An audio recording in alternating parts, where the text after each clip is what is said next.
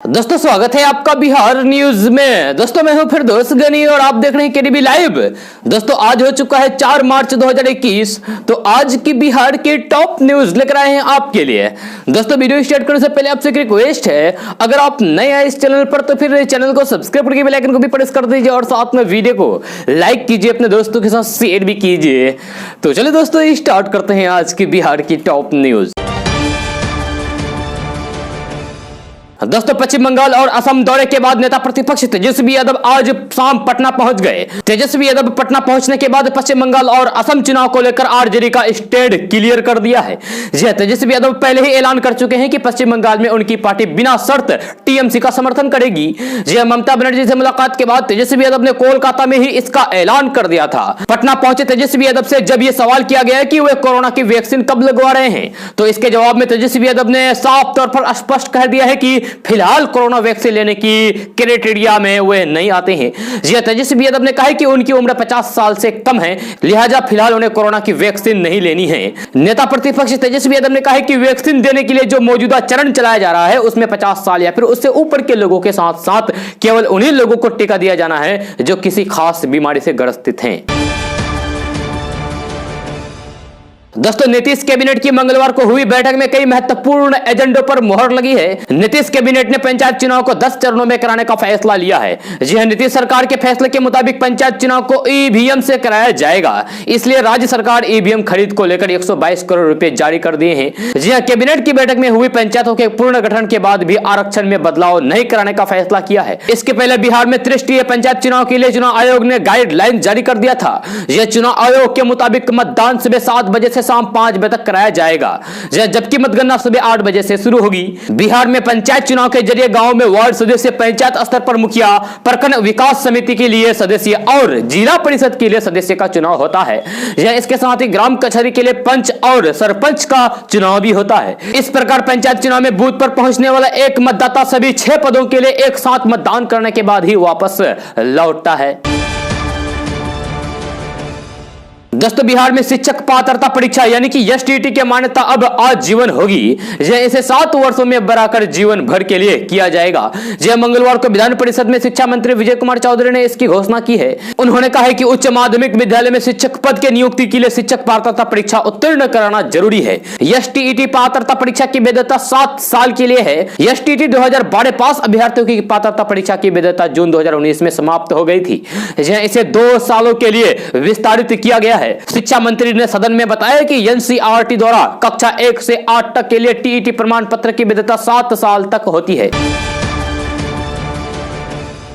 दोस्तों पिछले 1 महीने में पेट्रोल, डीजल और गैस की कीमतों में हो रही बेतहाशा बढ़त ने जनता का मूड खराब कर दिया है।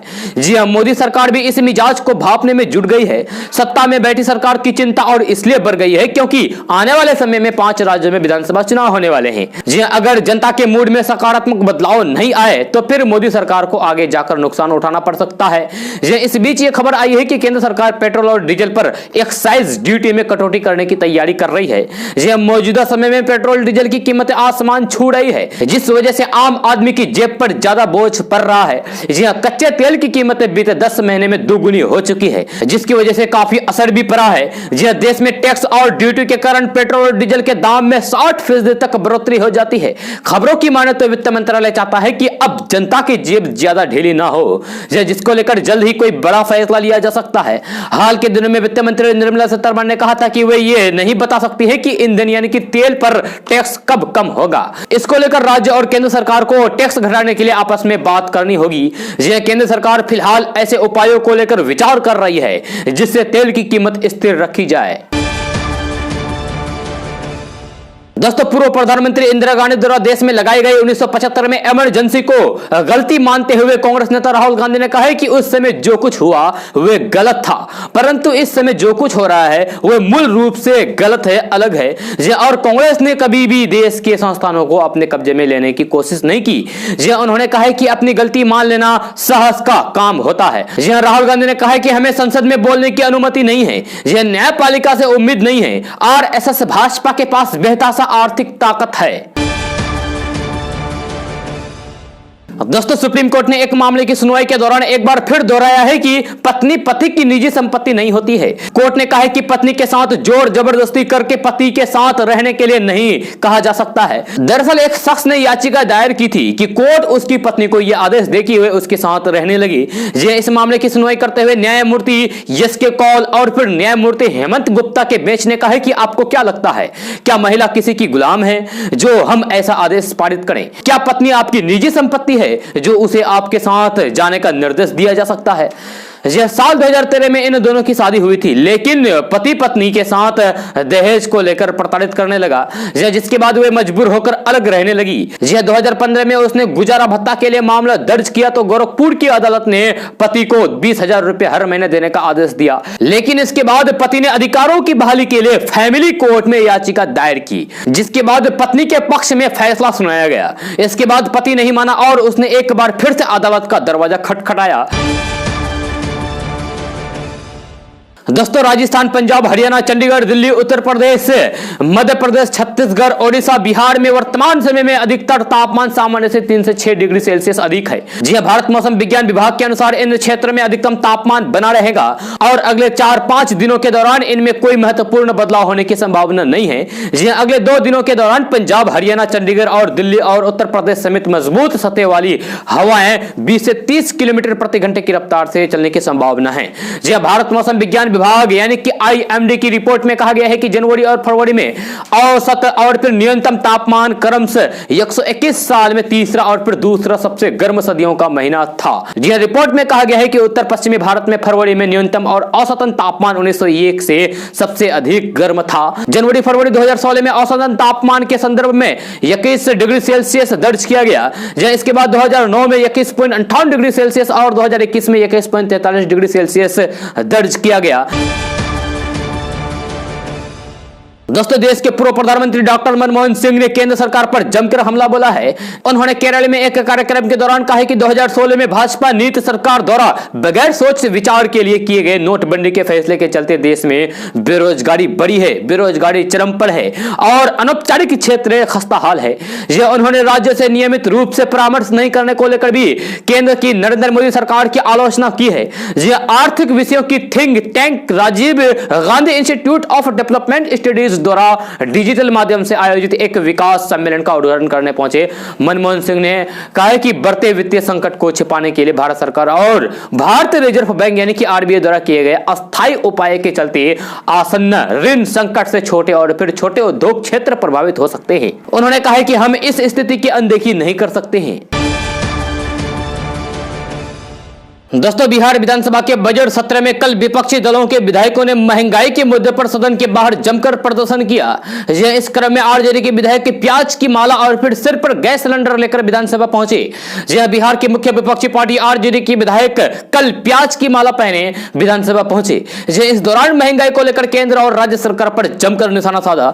RJD के विधायकों की नाराजगी घरेलू गैस के दामों और फिर पेट्रोल डीजल के मूल्यों में अभूतपूर्व वृद्धि को लेकर देखी गई। प्याज की माला पहने पहुंचे RJD के विधायक भाई वीरेंद्र ने कहा कि केंद्र सरकार लगातार घरेलू गैस के दाम में वृद्धि कर रही है। यह गैस सिलेंडर का दाम 921 रुपए बिहार में हो गया है। यह सरकार बताए कि जो गरीब परिवार 2 वक्त की रोटी के लिए परेशान है, वह घरेलू गैस लेने के लिए 921 रुपए कहां से लाएगा। दोस्तों, NIOS प्राचीन भारतीय ज्ञान और परंपरा को लेकर 100 मदरसों में नया पाठ्यक्रम शुरू करने जा रहा है। यह पाठ्यक्रम नई शिक्षा नीति का हिस्सा है। NIOS कक्षा 3, 5 और 8 के लिए बेसिक कोर्स की शुरुआत करेगी। NIOS ने प्राचीन भारत के ज्ञान के संबंध में करीब 15 कोर्स तैयार किए हैं। इनमें वेद, योग, विज्ञान, सांस्कृतिक भाषा, रामायण, गीता समेत अन्य चीजें शामिल है। ये सभी कोर्स कक्षा 3, 5 और 8 के लिए प्रारंभिक शिक्षा के समान है।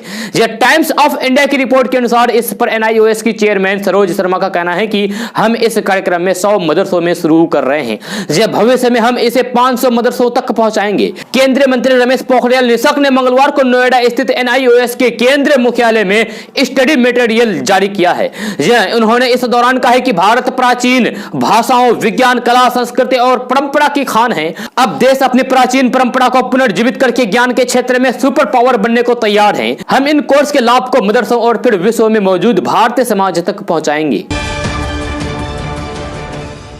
दोस्तों, राजधानी पटना में ऑटो पर सवारी महंगी हो गई है। जी हां, ऑटो चालक संघों ने बुधवार से 3 रूटों को छोड़कर ज्यादातर रूट का ऑटो किराया 10 से 30% तक बढ़ा दिया है। जी, डीजल का दाम लगातार बढ़ने के बाद ऑटो चालकों ने यह निर्णय लिया है। पटना जंक्शन से गांधी मैदान, पटना जंक्शन से नाला रोड और मीठापुर बस स्टैंड से अशोक सिनेमा का भाड़ा पहले की तरह ही 10 रुपए लिया जाएगा। जी, बाकी अन्य सभी रूटों पर भाड़ा बढ़ाया गया है।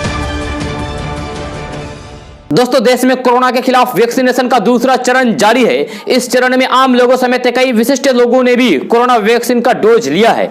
इसी कड़ी में राष्ट्रपति रामनाथ कोविंद ने आज दिल्ली के आर हॉस्पिटल में वैक्सीन का पहला डोज लिया है। राष्ट्रपति रामनाथ कोविंद ने उन सभी लोगों से टीका लगवाने की अपील की है जो दूसरे चरण के टीकाकरण अभियान के तहत इसकी पात्रता रखते हैं। यह राष्ट्रपति भवन के ट्वीट के अनुसार राष्ट्रपति रामनाथ कोविंद ने इतिहास के सबसे बड़े टीकाकरण अभियान को सफलतापूर्वक लागू करने के लिए सभी डॉक्टरों, नर्सों, स्वास्थ्य कर्मियों तथा प्रशासकों को धन्यवाद दिया। यह इनमें बताया गया है कि राष्ट्रपति के साथ उनकी पुत्री अस्पताल में गई और वहां पर कोरोना वैक्सीन का डोज लिया। दोस्तों, बिहार विधानमंडल का बजट सत्र चल रहा है।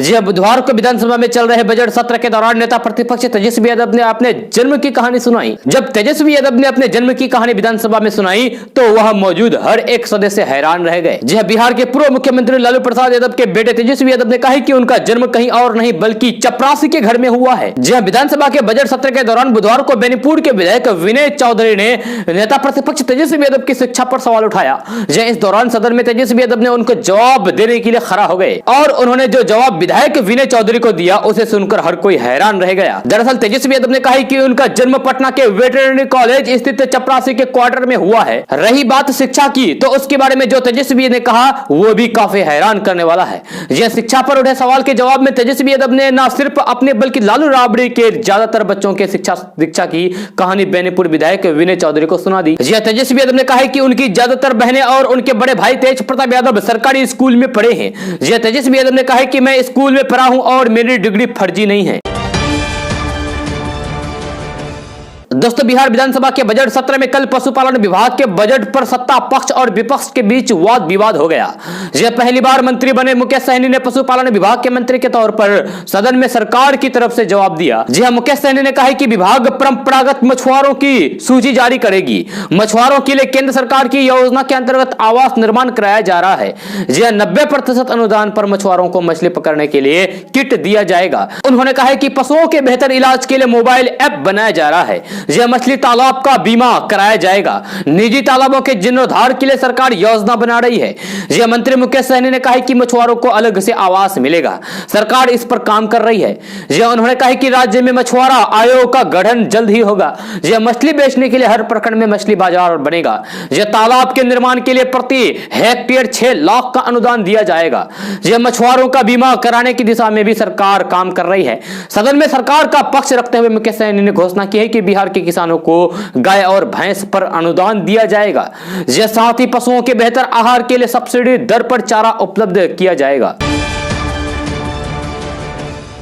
दोस्तों, मोदी सरकार के 3 नए कृषि कानूनों की वजह से एमएसपी की व्यवस्था खत्म होने की आशंका पर कुछ किसान संगठन आंदोलन कर रहे हैं। यह दूसरी ओर सरकार ने रिकॉर्ड गेहूं खरीद का प्लान बनाया है ताकि किसानों को भरमाने वालों को जवाब दिया जा सके। बताया गया है कि रबी मार्केटिंग सीजन 2021-22 देश में पैदा होने वाले कुल गेहूं का 39% सरकार खरीदने जा रही है। जी 1 अप्रैल से शुरू हो रहे नए सीजन में 427 लाख टन गेहूं खरीदने का लक्ष्य निर्धारित किया गया है। यह खरीद तय 1975 रुपए प्रति क्विंटल समर्थन मूल्य पर होगा। इस साल 10 करोड़ टन उत्पादन अनुमानित है। यह रबी मार्केटिंग सीजन 2020-21 में सरकार ने 389 लाख मैट्रिक टन गेहूं खरीदा गया था। दोस्तों, बिहार में जमीन खरीदना आम आदमी के लिए बड़ी मुश्किल साबित हो रही है। मिली जानकारी के मुताबिक बिहार के 3 शहरों में जमीन का रेट दिन प्रतिदिन तेजी से बढ़ रहा है। यह साथ ही साथ इन शहरों में जमीन की बिक्री भी तेज गति के साथ हो रही है। इसमें से सबसे नंबर 1 पर है पटना। जी हां, बिहार की राजधानी पटना में जमीन का रेट सबसे तेजी के साथ बढ़ रहा है। जी हां, कोरोना महामारी का असर जमीन के रेट पर दिखाई नहीं दे रहा है। पिछले 6 महीनों में जमीन की रजिस्ट्री भी पहले के मुकाबले ज्यादा हो रही है। पटना के सटे इलाकों में जमीन का रेट 50 लाख के आसपास पहुंच चुका है, इसकी कीमत में लगातार वृद्धि हो रही है। उसके बाद बात करते हैं गया शहर की, तो बिहार के पटना के बाद गया शहर में जमीन की कीमत आसमान छू रही है।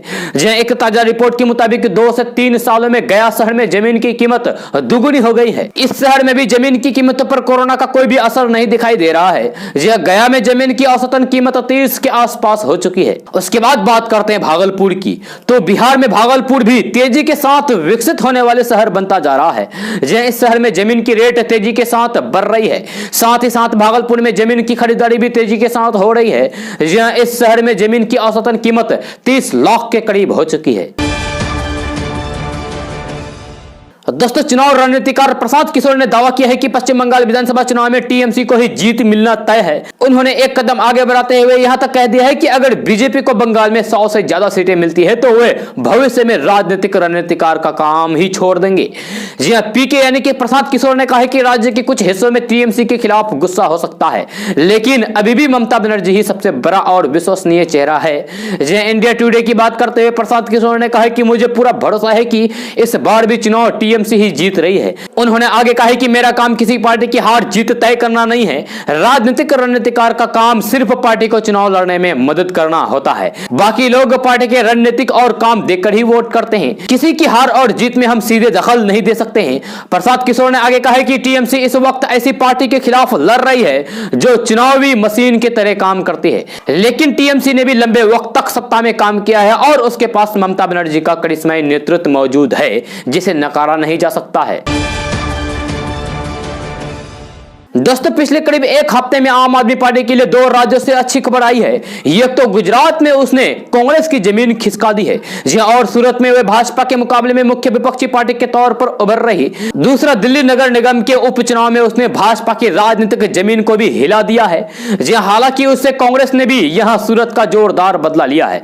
वैसे दिल्ली और गुजरात के निकाय चुनाव ने आम आदमी पार्टी को अगले साल होने वाले दिल्ली नगर निगम और फिर विभिन्न राज्यों के विधानसभा चुनाव के लिए उत्साहित तो जरूर कर दिया है, लेकिन क्या यह भाजपा के लिए खतरे की घंटी है या फिर वे कांग्रेस का विकल्प बन रही है, यह देखना दिलचस्प है। जहां 2022 में एमसीडी के फाइनल से पहले भाजपा का सुपड़ा साफ हो गया है। जहां 1 साल बाद दिल्ली नगर निगम का चुनाव होना है, उससे पहले एमसीडी की 5 खाली पड़ी सीटों पर रविवार को उपचुनाव कराए गए। इनमें से 4 सीटें सत्ताधारी आम आदमी पार्टी के खाते में गई, जबकि 1 पर कांग्रेस का उम्मीदवार बहुत भारी मतों से जीता है। यह चुनाव परिणाम भाजपा के लिए किसी बड़े झटके से कम नहीं है, क्योंकि आम आदमी पार्टी ने उससे शालीमार बाग की सीट छीन ली है।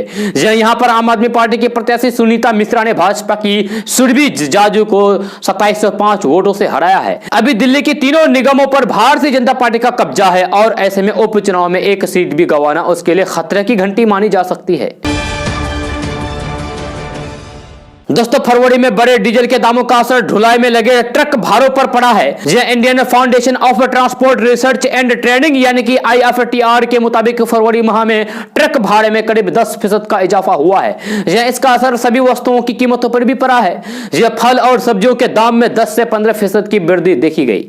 फरवरी महीने के दौरान डीजल के दाम में करीब 4 रुपए प्रति लीटर की वृद्धि हुई है। इसके चलते ट्रांसपोर्टर ने भाड़े में इजाफा किया है। IFTRT ने 1 फरवरी और फिर 1 मार्च के ट्रक भाड़ों के अध्ययन के आधार पर बताया है कि भाड़े में करीब 10% की वृद्धि हुई है। लंबी दूरी वाहनों के साथ साथ रिटेल हुई बुकिंग में भी इसका असर पड़ा है। यहां 20% तक इजाफा देखने को मिला है।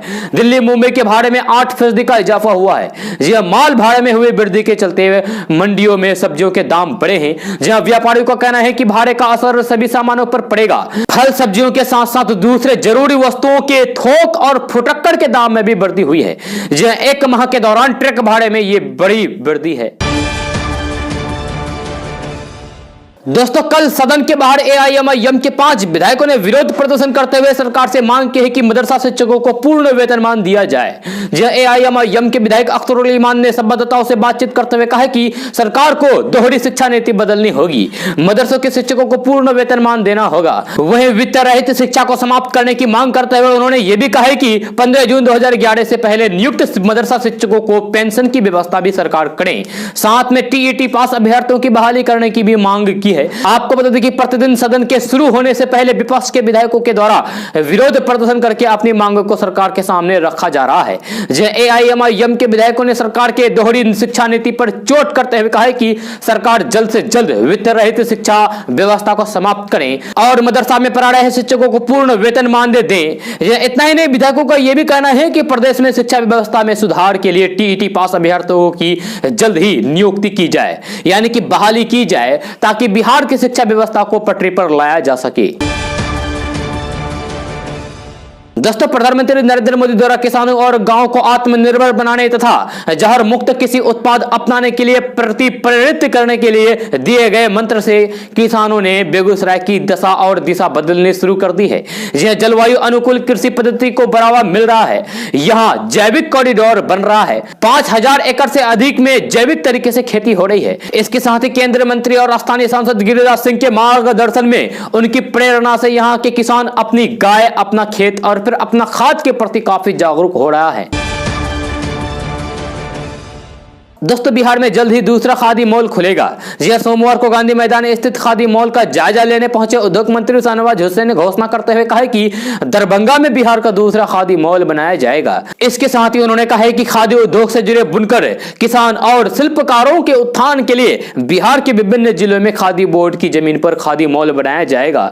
इसकी शुरुआत दरभंगा से की जाएगी।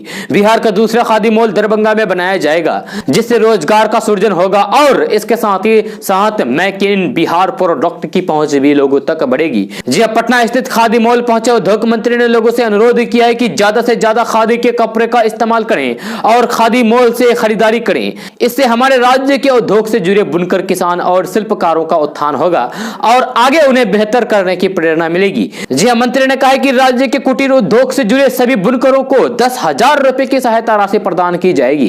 केवल पटना में ही नहीं बल्कि बिहार के विभिन्न जिलों में इस तरह के मॉल का निर्माण कराया जाएगा।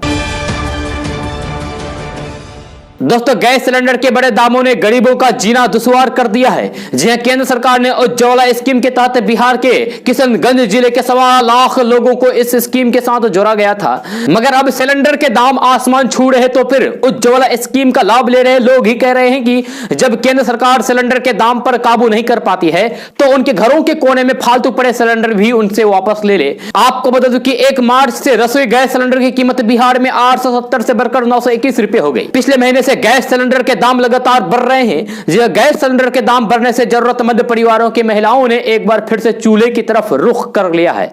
इससे उनकी आंखों सहित सेहत खराब होने का खतरा मंडराने लगा है। मगर इसके बावजूद वे घर के बिगड़ते बजट का संतुलन बनाने के लिए रिफिल भी नहीं भरवा पा रही है, यानी कि दोबारा गैस भरवा नहीं पा रही है। पहले की तरह चूल्हे से जब घरों का खाना बनेगा तो फिर वातावरण की शुद्धता भी दांव पर लगेगी। मगर गरीब करे भी तो क्या करें, क्योंकि सिलेंडर भरवाने में असमर्थ गृहिणी के पास चूल्हा ही एक ऐसा विकल्प है जिससे वे घर की रोटी पकती जारी रख सकती है। दोस्तों, भारत में लगातार पेट्रोल और डीजल की कीमतों में इजाफा देखा जा रहा है। कुछ शहरों में यह आंकड़ा 100 रुपए प्रति लीटर पर पहुंच चुका है, जिसका असर अब इलेक्ट्रिक वाहनों पर देखा जा रहा है। एएनआई पर आई रिपोर्ट के मुताबिक इलेक्ट्रिक 2 पहिया और 3 पहिया वाहनों की सेल में बीते 2 से 3 महीनों में काफी बढ़ोतरी देखने को मिली है। A1 साइकिल के डायरेक्टर ओम प्रकाश सिंह ने एएनआई से बात करते हुए कहा कि ईंधन की बढ़ती कीमतों के कारण इलेक्ट्रिक साइकिल, इलेक्ट्रिक स्कूटर और इलेक्ट्रिक रिक्शा को लोग ज्यादा खरीद रहे हैं, जिसके चलते साल दर साल हमारी कंपनी के सेल में 15 से 20% तक की बढ़ोतरी देख रही है। अगर भविष्य में भी यही हालात रहे तो फिर इलेक्ट्रिक वाहन सेगमेंट में बूम आने के संकेत हैं। जी हाँ, जानकारी के लिए आपको बता दूं कि पेट्रोल डीजल की बढ़ती कीमतों के साथ ही लोग ईंधन के बढ़ते दामों से परेशान हैं। इसी मौके का फायदा उठाते हुए कंपनियां इलेक्ट्रिक सेगमेंट में आगे बढ़ रही है। दोस्तों, बड़ी खबर समस्तीपुर से आ रही है, जहां अपराधियों ने दिन दहाड़े लूट की बड़ी वारदात को अंजाम दिया। बैंक में घुसकर अपराधियों ने 6 लाख रुपए लूट लिए। घटना मुफस्सिल थाना क्षेत्र के जितवारपुर स्थित स्टेट बैंक की शाखा की है, जहां 3 की संख्या में आए अपराधियों ने पिस्तौल की नोक पर बैंक के कर्मचारियों को अपने कब्जे में ले लिया और सेफ का ताला खुलवाया और उसमें रखे करीब 6 लाख रुपए लूट कर भाग निकले। अपराधियों के फरार होते ही इसकी जानकारी पुलिस को दी गई। फिलहाल पुलिस पूरे मामले की छानबीन कर रही है। आपको बता बता कि बैंक के पास ही समस्तीपुर प्रखंड और फिर अंचल कार्यालय है और जहां पुलिस की टीम तैनाती रहती है। जो ये भीड़ भाड़ वाला इलाका है, इसके बावजूद भी दिन दहाड़े लूट की बड़ी घटनाओं को अंजाम देकर अपराधी आराम से निकल पड़े, जो पुलिस की व्यवस्था पर सवालिया निशान खड़ा कर रहा है। दोस्तों, पश्चिम बंगाल में चुनाव अभियान शुरू हो चुका है और भारतीय जनता पार्टी यानी कि बीजेपी ममता बनर्जी की सत्तारूढ़ तृणमूल कांग्रेस यानी कि टीएमसी को हराने की कोशिश में लगी हुई है। जिस चुनावी बिगुल बजने के बाद प्रधानमंत्री नरेंद्र मोदी पश्चिम बंगाल में 20 चुनावी जनसभाओं और फिर पड़ोसी राज्य असम में 6 रैलियों को संबोधित करेंगे। यह सूत्रों का कहना है कि बीजेपी ने इन रैलियों की योजना इस तरीके से बनाई है जिससे वे सुनिश्चित हो सके कि प्रधानमंत्री नरेंद्र मोदी अपनी जनसभा के जरिए इन 2 चुनावी राज्यों को ज्यादा से ज्यादा कवर कर सके। यह समाचार एजेंसी एएनआई का कहना है कि दोनों राज्यों में स्थानीय बीजेपी नेताओं की भारी मांग के बाद रैलियों की संख्या तय की गई है। यह पश्चिम बंगाल के अलावा असम, केरल, तमिलनाडु और पुडुचेरी में विधानसभा चुनाव हो रहे हैं। हालांकि इस समय बीजेपी का सबसे ज्यादा ध्यान फोकस पश्चिम बंगाल पर है। यह ऐसा राज्य है जहां पर बीजेपी ने पिछले 5 साल में ताबड़तोड़ प्रयासों के दम पर खासी पकड़ बना ली है और आज पार्टी ममता बनर्जी के नेतृत्व वाली तृणमूल कांग्रेस की प्रमुख प्रतिद्वंदी के रूप में उभरी है। यह दूसरी ओर पड़ोसी राज्य असम में विधानसभा चुनाव बीजेपी के लिए महत्वपूर्ण है क्योंकि वे यहां पर पिछले 5 सालों से सत्ता में हैं, जबकि शेष राज्यों केरल, तमिलनाडु और पुडुचेरी में बीजेपी बड़ी खिलाड़ी के रूप में नहीं आंकी जा रही है। यह प्रधानमंत्री नरेंद्र मोदी 7 मार्च को कोलकाता की ब्रिगेड ग्राउंड में पश्चिम बंगाल में अपनी पहली चुनावी रैली को संबोधित करेंगे। प्रधानमंत्री नरेंद्र मोदी के अलावा बीजेपी के वरिष्ठ नेता अमित शाह, जेपी नड्डा, राजनाथ सिंह, मुख्यमंत्री योगी आदित्यनाथ, नितिन गडकरी, मुख्यमंत्री शिवराज सिंह चौहान और स्मृति ईरानी जैसे कई बड़े नेता पश्चिम बंगाल के चुनावी रैलियों को संबोधित करेंगे। दोस्तों, कोरोना काल के बाद ट्रेन में सफर करने वाले लोकल पैसेंजर के लिए एक अच्छी खबर आई है। यात्री सुविधा के लिए पूर्व मध्य रेलवे में अलग अलग रेल खंडों पर 11 जोड़ी डेमू पैसेंजर ट्रेन चलाने का फैसला किया है। इन डेमू पैसेंजर स्पेशल ट्रेनों का परिचालन अगली सूचना तक हर दिन किया जाएगा। हालांकि कोरोना के कारण इन स्पेशल ट्रेनों का किराया मेल और एक्सप्रेस के बराबर रखा गया है। पूर्व मध्य रेल के सीआरपीओ राजेश कुमार के मुताबिक इन ट्रेनों के चलने से दूसरी ट्रेन पर बोझ कम होगा। त्योहारों के मौसम में नजदीक का सफर करने वाले लोग इन ट्रेनों का इस्तेमाल करने में राहत महसूस करेंगे। दोस्तों, प्रधानमंत्री नरेंद्र मोदी ने कल कहा है कि अंतरिक्ष, परमाणु ऊर्जा और कृषि जैसे कई क्षेत्र में प्रतिभाशाली युवाओं के लिए दरवाजे खुल रहे हैं। उन्होंने कहा है कि नॉलेज और रिसर्च को सीमित करना देश की संभावनाओं के साथ बड़ा अन्याय है। जी हां, प्रधानमंत्री नरेंद्र मोदी ने शिक्षा के क्षेत्र के लिए बजट प्रस्ताव के लिए एक वेबिनार को संबोधित करते हुए कहा है कि नई राष्ट्रीय शिक्षा नीति ने स्थानीय भाषा के इस्तेमाल को प्रोत्साहित किया है। अब ये सभी भाषाविदों और हर भाषा के एक्सपर्ट की जिम्मेवारी है कि वे भारतीय भाषाओं में देश और फिर दुनिया की सर्वोत्तम सामग्री उपलब्ध कराएं। यह उन्होंने जोर देते हुए कहा है कि टेक्नोलॉजी के इस युग में यह सुनिश्चित रूप से संभव है। मोदी ने कहा है कि एजुकेशन, स्किल, रिसर्च और इनोवेशन पर बजट में हेल्थ के बाद सबसे ज्यादा ध्यान दिया गया है। उन्होंने कहा है कि केंद्रीय बजट ने शिक्षा को रोजगार और उद्यमशीलता की क्षमता से जोड़ते हुए हमारे प्रयासों को व्यापक बनाया है। दोस्तों, 1 अप्रैल से केंद्र सरकार नौकरी पेशा लोगों के लिए बड़े बदलाव कर सकती है। यह नौकरी करने वाले लोगों की ग्रेच्युटी, पीएफ और काम करने के घंटों में बड़ा बदलाव किया जा सकता है। ऐसा माना जा रहा है कि कर्मचारियों के पीएफ में एक और जहां इजाफा हो सकता है, वहीं उनकी टेक होम सैलरी कम हो सकती है। इसके अलावा कंपनी की बैलेंस शीट में भी कई तरीके के बदलाव देखने को मिल सकते हैं। आपको बता दूं कि पिछले साल संसद में पास किए गए 3 मजदूरी संहिता विधेयक की वजह से ये बदलाव हो सकते हैं। इन विधेयकों के इस साल 1 अप्रैल से लागू होने की भावना है। दोस्तों, समाजवादी पार्टी के मुखिया और पूर्व मुख्यमंत्री अखिलेश यादव ने कल कहा कि वे कोरोना वैक्सीन तब लगवाएंगे जब उनके पार्टी की सरकार प्रदेश में आएगी। यह इतना ही नहीं, उन्होंने यह भी ऐलान किया है कि समाजवादी पार्टी की सरकार आने पर प्रदेशवासियों को फ्री में टीका लगेगा। अखिलेश यादव ने अपने इस एक्सक्लूसिव इंटरव्यू में न सिर्फ योगी सरकार पर जमकर निशाना साधा, बल्कि आगामी विधानसभा चुनाव में अपने पार्टी की रणनीति को भी साझा किया। अखिलेश यादव ने भारतीय जनता पार्टी पर हमला बोलते हुए कहा कि उनका विजन अब टेलीविजन है। यह आंकड़े कहां से लाते हैं आप समझ सकते हैं। दोस्तों, पूरी दुनिया में कोरोना महामारी का कहर जारी है। इससे निपटने के लिए दुनिया भर के मुल्कों में यानी कि दुनिया भर के देशों में वैक्सीनेशन जारी है। वहीं इस संकट के बीच WHO के शीर्ष विशेषज्ञों ने चेतावनी दी है कि स्पेनिश फ्लू फिर से लौट सकता है। यह करीब 100 साल पहले इस फ्लू के चलते 5 करोड़ लोगों को जान गंवानी पड़ी थी। WHO के शीर्ष विशेषज्ञ ने इन्फ्लुएंजा को लेकर चेतावनी देते हुए कहा कि स्पेनिश फ्लू अगले महामारी का कारण बन सकता है। WHO के एक अधिकारी ने बताया कि सामान्य फ्लू संक्रमण में परिवर्तन कर के इसे अधिक घातक बना सकता है। जहां एक और दुनिया भर में कोरोना महामारी से जूझ रही है, वहीं दूसरी ओर वैज्ञानिक इन संक्रमण का पता लगा रहे हैं जिनकी वजह से अगली महामारी आने का खतरा है। दोस्तों, कांग्रेस ने मंगलवार को मांग की है कि केंद्र सरकार तत्कालीन रसोई गैस एवं ईंधन की कीमत को पूर्ववर्ती संयुक्त प्रगतिशील गठबंधन शासनकाल के दामों के बराबर लाएं। यह पार्टी ने जोर देकर कहा है कि इन उत्पादों की कीमत अंतर्राष्ट्रीय बाजार में उसके शासनकाल के मुकाबले बहुत कम है। यह कांग्रेस के मुख्य प्रवक्ता रणदीप सुरजेवाला ने कहा है कि आम जनता के विरोध के बावजूद सब्सिडी, गैर सब्सिडी और उज्ज्वला योजना के गैस सिलेंडर की कीमत में एक महीने के भीतर 125 रुपए की वृद्धि की गई है। जी हां, उन्होंने बयान में कहा है कि रसोई गैस पर सब्सिडी खत्म करने के बाद सीएनजी और पीएनजी गैस के दाम अब बढ़ाए जा रहे हैं, जो नरेंद्र मोदी सरकार की गरीब और मध्यम वर्ग विरोधी चेहरा को उजागर करता है। जी साथ ही रणदीप सुरजेवाला ने कहा है कि आज अंतर्राष्ट्रीय बाजार में एलपीजी और कच्चे तेल की कीमत कांग्रेस शासनकाल के मुकाबले कहीं कम है। ऐसे में हमारी मांग है कि सब्सिडी वाले सिलेंडर, गैस, पेट्रोल, डीजल और पीएनजी की कीमत को तत्काल कम किया जाए। दोस्तों, आज का न्यूज़ बस यहाँ तक। कैसा लगा जरूर अपना सुझाव दीजिएगा नीचे कमेंट बॉक्स में कमेंट करके। अगर आप नए आए इस चैनल पर तो फिर चैनल को सब्सक्राइब करके बेल आइकन को भी प्रेस कर दीजिए और साथ में वीडियो को लाइक कीजिए, अपने दोस्तों के साथ शेयर भी कीजिए। तो चलो दोस्तों, फिर मिलते हैं अगले वीडियो में। जय हिंद, जय बिहार।